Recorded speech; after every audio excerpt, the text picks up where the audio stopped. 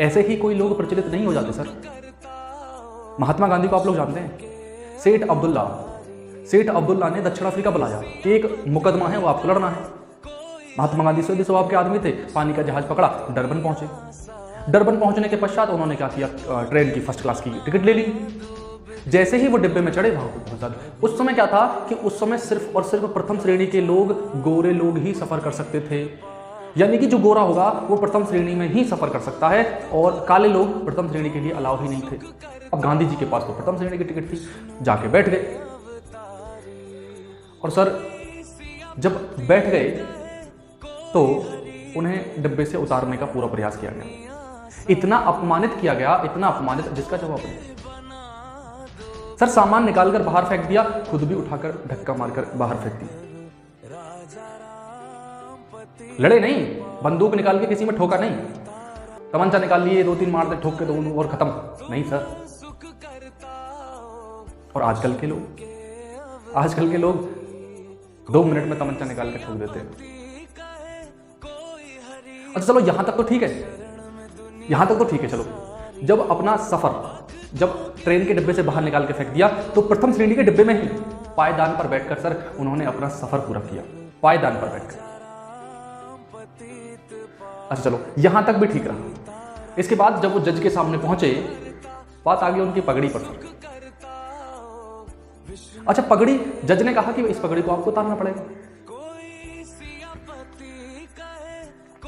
अब यहां एक बात सीखने की है सर, यहां एक बात यह सीखने की है कि जब गोरे लोग उन्हें डिब्बे से उतार रहे थे तब उन्होंने बहस की और डिब्बे में बैठे रहे, चाहे उन्हें बल्कि बेशक उन्हें पायदान पर ही यात्रा करनी पड़ी, वो डिब्बे से नहीं उतरे। लेकिन यहां जज के फैसले का उन्होंने सम्मान किया और अपनी पगड़ी उतारी। तो इस बात से यह पता चलता है कौन सही है कौन गलत, इसका उन्हें बेहद अच्छा ज्ञान था। वो चाहते तो यहां पे भी बहस कर सकते थे, लेकिन नहीं सर, जहां बहस करना है वहां बहस करिए, जहां नहीं करना वहां नहीं करना। पगड़ी को उतार दिया, रख दिया। यहां इन 2 घटनाओं से, हालांकि इस घटना से उन पर प्रभाव पड़ा, लेकिन इन 2 घटनाओं से उन्हें सत्याग्रह करने के लिए प्रेरित मिली। सत्याग्रह का मतलब होता है कि सत्य और अन्याय के खिलाफ शांतिपूर्वक युद्ध करना सर। सत्याग्रह का अर्थ होता है शांतिपूर्वक अन्याय के खिलाफ युद्ध करना।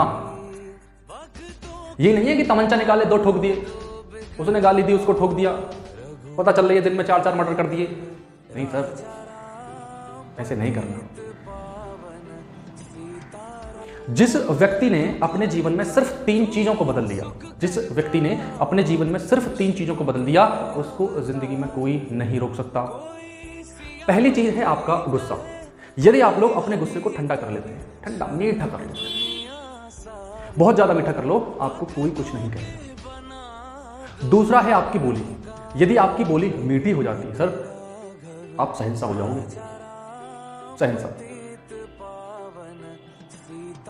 और तीसरा है आपका दिल को नरम कर लो सर। ये 3 चीज आप कर लीजिए, आपको कोई नहीं रोक सकता। आजकल किसी को ट्रेन में से उतार दो, आजकल तुम किसी को सीट से उठा दो, गोली मार देगा। और उस बंदे को फर्स्ट क्लास सीट से उतार कर धक्का मार के बाहर फेंक दिया सर। मन तो उनका भी करा होगा गोली मारना, लेकिन जहां गोली मारनी है वहां गोली मारनी चाहिए। जहां आदेश का सम्मान करना है वहां आदेश का सम्मान करना चाहिए, जहां पर आदेश का सम्मान नहीं करना वहां सम्मान नहीं करना चाहिए। जहां बहस करनी है वहां कर लो, लेकिन जहां बहस ना करनी हो वहां ना करें। ये सीख यहां से मिलती है कि जब ट्रेन से उन्हें उतारा जा रहा था वो ट्रेन से उतरे नहीं, चाहे उन्हें पूरी रास्ता पायदान पर ही बिताना पड़ा। लेकिन जैसे ही जज ने उनकी पगड़ी को उतारने के लिए कहा, उन्होंने जज के आदेश का सम्मान किया और पगड़ी को उतारा। हालांकि उन पर इफेक्ट पड़ा उन पर, जिसके कारण ये 2 घटनाएं हुई, उन्होंने सत्याग्रह को करा। और सत्याग्रह का मतलब ही ये होता है कि अन्याय के खिलाफ युद्ध।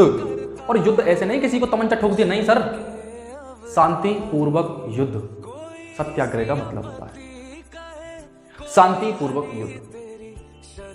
तो हाथ जोड़ के विनती आजकल के युवाओं से कि अपने गुस्से को ठंडा रखें सर, कहीं आपके गुस्सा आपकी जिंदगी को खराब ना कर दे।